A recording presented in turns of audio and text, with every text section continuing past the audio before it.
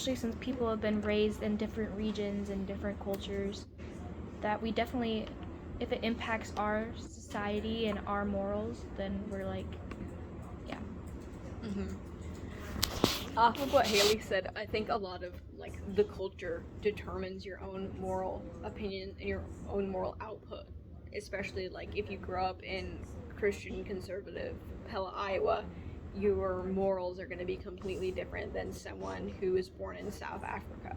It's again, like Haley was saying, the way that you're raised, the way that you're brought up, that determines our moral opinions. I think specifically the things that tend to hit people the most are like pain and death and things that we think that violate our rights as humans that tend to make our moral opinions tip.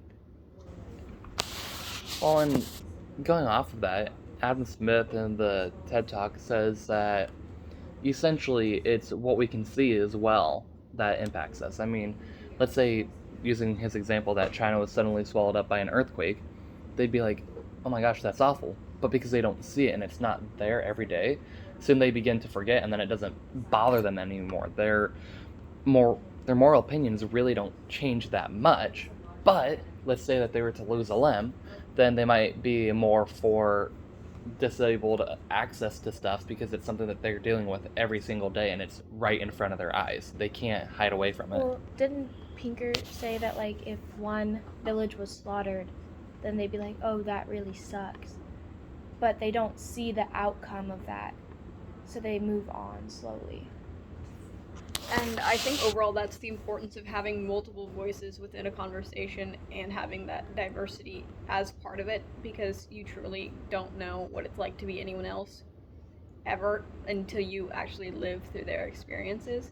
So having that culmination of voices helps create more of that morality as well, that also could have influenced society as well, where as a group of people we have become more connected through social media and things like that, where now our morality is tied to the other voices that we hear.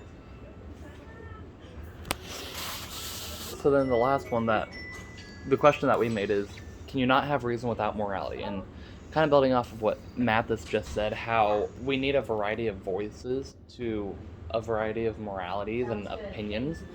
But I very much think that a morality influences the reasoning that someone has. That based on the morality, their reasons will change because some people like to pick and choose evidence and they go, oh, well, this is what works because this is what fits my narrative, rather than just letting the evidence talk itself. And vice versa, you can have your or reasoning can influence someone else's morality. That if someone says, hey, here's what's wrong, then it may stand to change the morality of someone else. Yeah, I think they go hand in hand, because if you have like a reason to not like something, then that changes your morality of it, and I think they just go hand in hand together. As both Jordan and Haley said, they're just intertwined. You can't really have one without the other.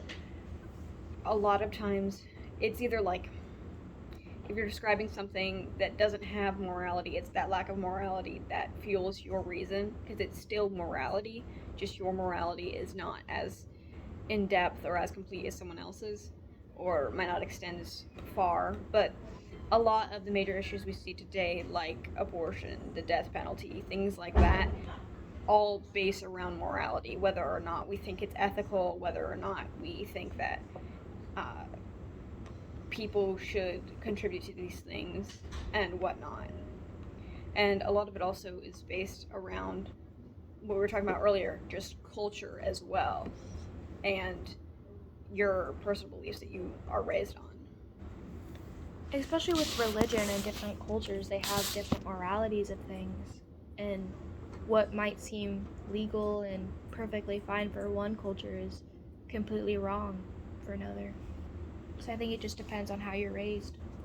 Well, and going off of that, just even different sections with this, a similar religion have different viewpoints. Like Christianity, for example, there's some sections which say that all homosexuals are bad and they're all going to hell, And there's others that go, yeah, but they're still people, so they should still be treated as people and have rights as people.